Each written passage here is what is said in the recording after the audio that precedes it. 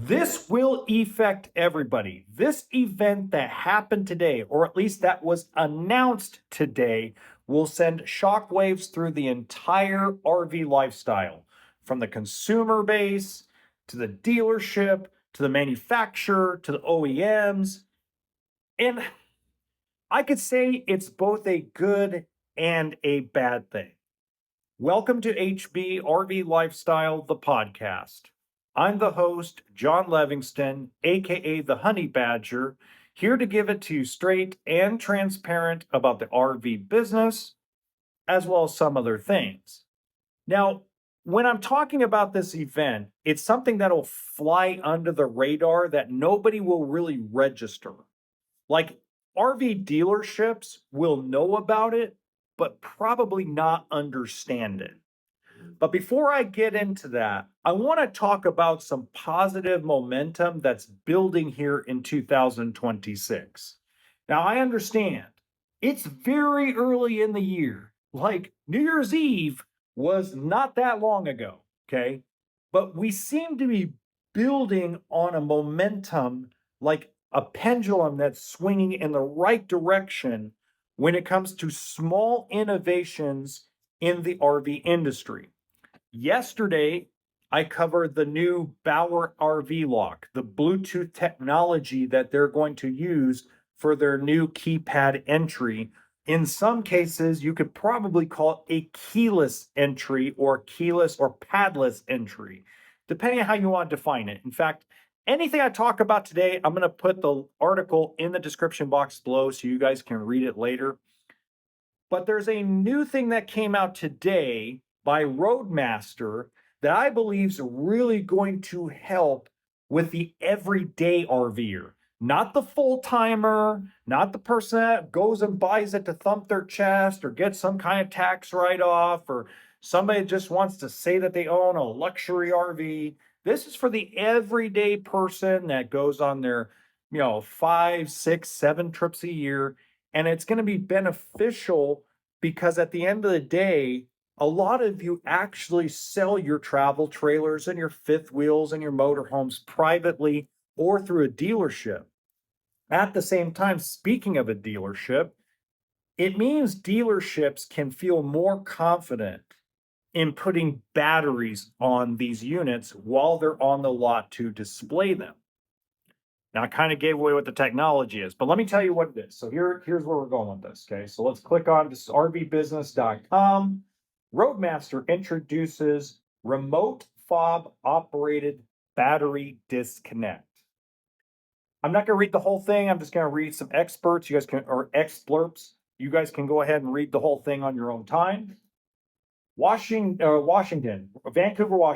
Roadmaster Inc., a pioneer in towing solutions for over 50 years, has introduced Battery Ace as a patent-pending, next-generation wireless battery disconnect designed to simplify battery isolation for flat towing and a wide range of 12-volt applications. Battery Ace is a next-generation, patent-pending wireless battery disconnect that is designed to simplify battery isolation for, operated by a compact key fob. Battery Ace eliminates the need to route wires through the engine compartment, drill through the firewall, mount dash switches, or modify interior panels.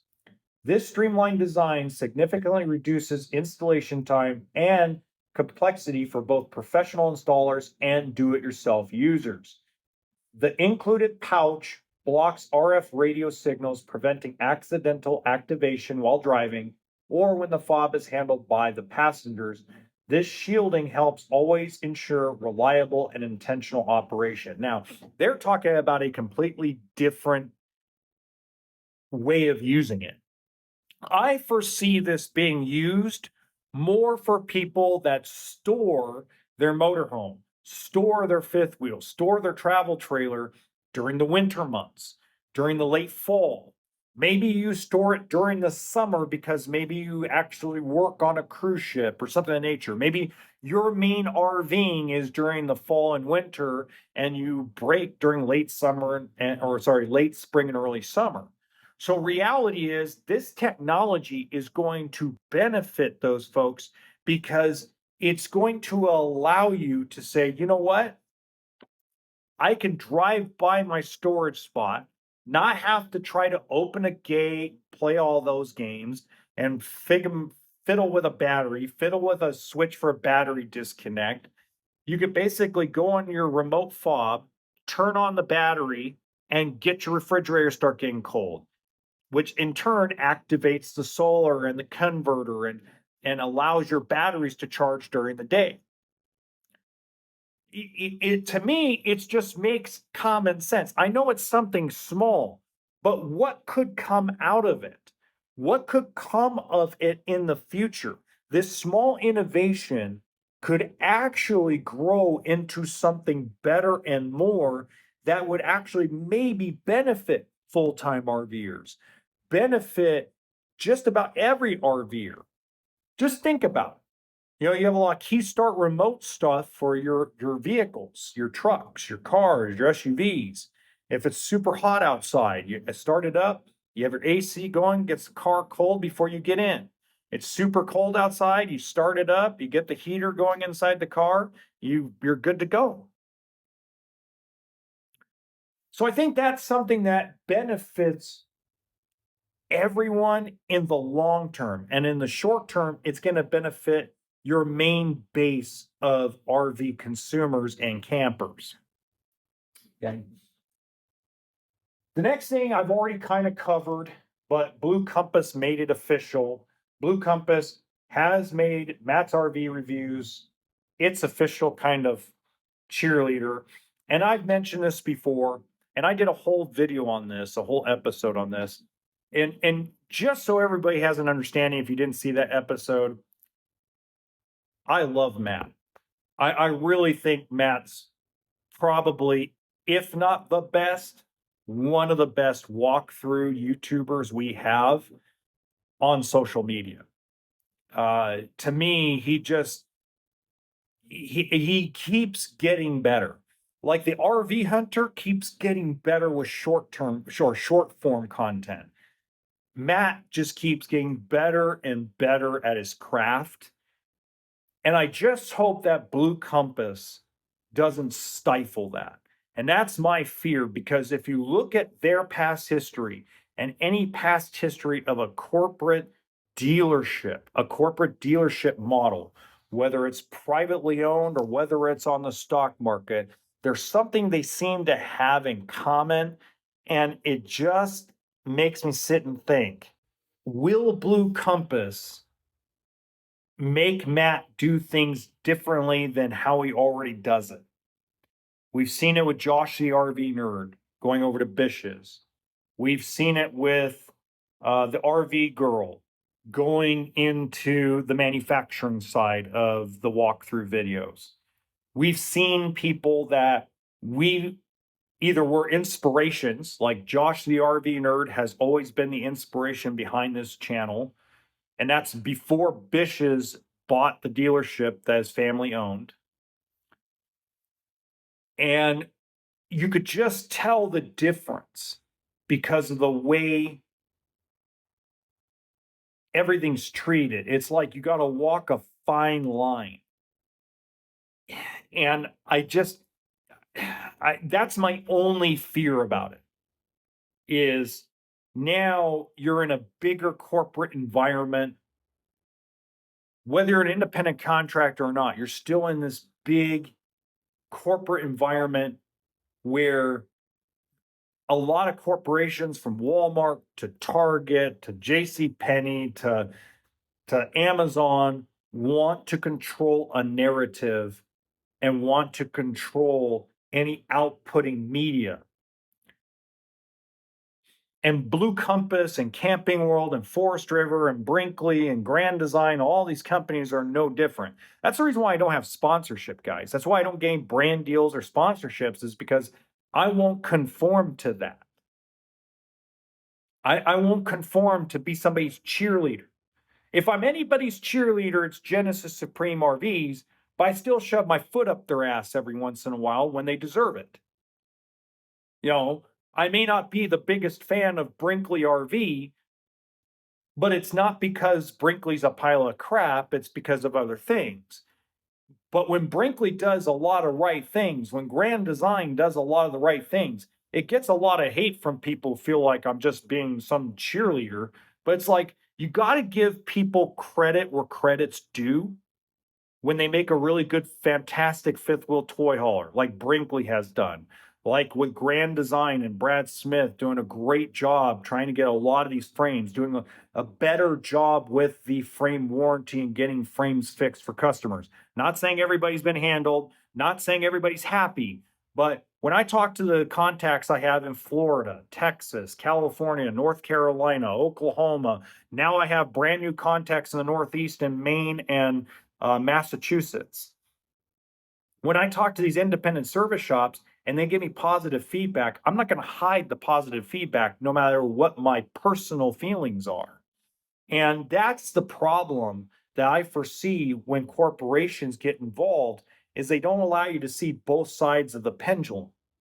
And I'm just hoping that that doesn't become Matt's RV and towable reviews. That's all I'm hoping because I love the guy and I think he's awesome. And I think he's done such a great job over the years. And he just keeps getting better. And keeps getting more watchable. And to me, that's what I foresee. Now to what everybody was hoping for from the beginning, the event that shook the ground, the earthquake. And it's going to sound silly and it's going to sound stupid. Okay. But hear me out all the way because otherwise you're not going to have an understanding of why this event is so big. Okay.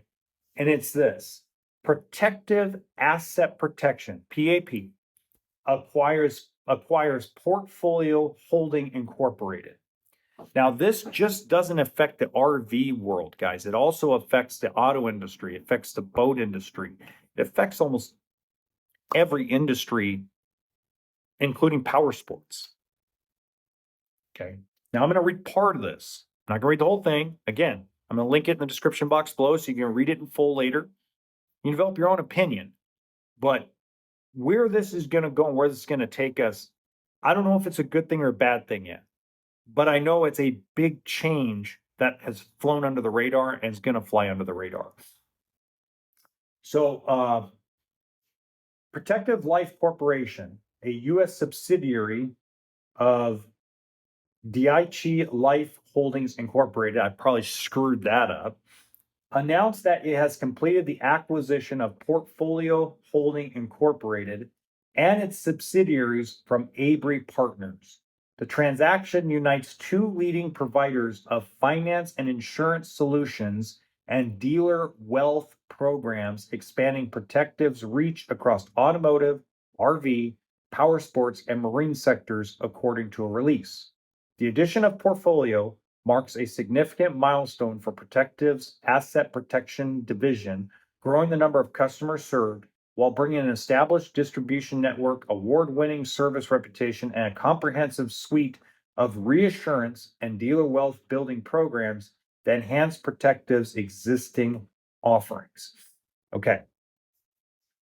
Why is this so big? This is like, okay, I'm going to use a manufacturer as an example. This is like Forest River acquiring Brinkley and Grand Design at Brinkley, Grand Design, and Alliance RV all at the same time. That's what it is. That's the equivalent. It's the equivalent of Walmart buying out Target.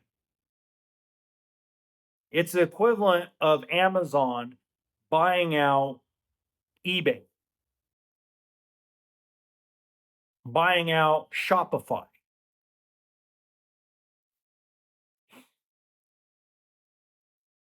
It monopolizes the extended warranty programs where you're either going to be with a very large corporative umbrella type company or you're going to be with a small mom and pop thing that nobody can research. Now, I'm not here to tell you whether buying an extended warranty is a good thing or a bad thing on an RV. I'm always going to say it's a good thing because RV stands for earthquake on wheels, right? I mean, the industry covers you for 1 year. Jacob covers you for a second year in most cases. But the reality is I always tell people to get an extended warranty, even on cars. Just my belief. It doesn't mean I'm right, but it's the belief I have. And now you're basically limiting what companies are available for it. So at this point right now, if you actually look at it from an outsider's perspective, you pretty much have Good Sam and Protective. Those are your big companies. Then you got some smaller companies like American Coverage and different places like that. It means that there's going to be a push to put dealerships into reassurance programs rather than having several products placed in front of them. There's nothing wrong with reassurance programs. There really isn't. I ran a dealership for 3 years that was under one, and it actually made it easier to just go, yep, get that fixed, get that fixed. And it actually was more beneficial because we wanted the work. So we double paid ourselves. So we'd always want people coming in to do their warranty work with us. If you bought a coach from us and you bought an extended warranty from us, we wanted you to come back to us. We always said we will waive the deductible if you come to us. And the reason being is because it made things smoother and easier. And the service department still made money and it cost the consumer nothing. Unless it was something like egregiously on the customer. So there's nothing wrong with reassurance programs. There's nothing wrong with what they call wealth building programs. There's nothing wrong with it. A lot of times, let's say, and this is the biggest thing, this is the reason why I always tell you guys, if you live like in Arizona, you live in Idaho, you live in Montana, the minute you travel out of state to go buy something, you're really screwing yourself. Well, I can save $400 or $500 if I just drive 5 hours to another state. Totally get it. But it's easier to get things done through the dealer you buy it from than it is from an outside source. Warranty work from the factory pays really virtually nothing. And now you want to get extended warranty done. Okay. Now it becomes a long, drug out process because you bought it from a dealership that lives 700 miles away, 1,000 miles away, because you thought you could save a buck or two. When in reality, you could have just came down to the dealership and made a reasonable deal and had all your service work done there. That's not the issue. The issue is now the options are fewer. That's the problem. The problem isn't the extended warranty themselves, it's the options of the companies are becoming more and more limited. So to further kind of bring this home, to like wrap this up and get to the point. If Forest River tomorrow acquired Grand Design from Winnebago, Brinkley from Brinkley, and Alliance from Alliance RV, they would pretty much have 50% of the fifth wheel market all wrapped up between Riverstone, Palomino, Cedar Creek, Flagstaff Rockwood, and then all the other brands. You would have more than 50% of it all wrapped up. You'd have one company to go to, Forest River.